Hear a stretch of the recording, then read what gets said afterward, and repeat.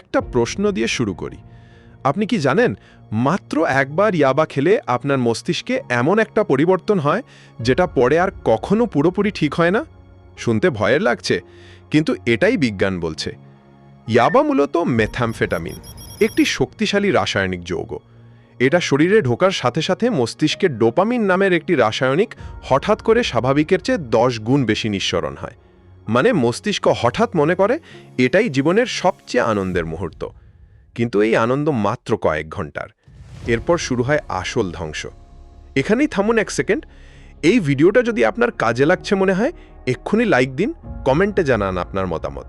আর যদি এখনও সাবস্ক্রাইব না করে থাকেন, এই মুহূর্তে করে ফেলুন, কারণ এই চ্যানেলে এমন তথ্য আসে যা অন্য কোথাও পাবেন না।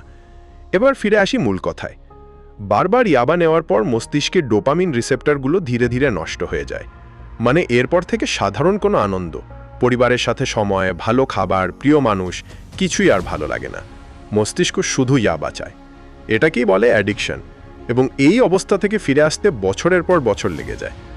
গবেষণা বলছে দীর্ঘদিন ইয়াবা সেবনে স্মৃতিশক্তি কমে যায়, ঘুম নষ্ট হয়, হৃদরোগের ঝুঁকি বাড়ে এবং মানসিক ভারসাম্য হারিয়ে যায়।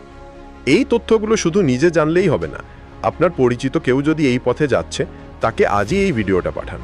একটা শেয়ার হয়তো একটা জীবন বাঁচাতে পারে। আর ফেসবুক থেকে দেখছেন, এখনই পেজটা ফলো করুন। সচেতনতার এই যাত্রায় আমাদের সাথে থাকুন।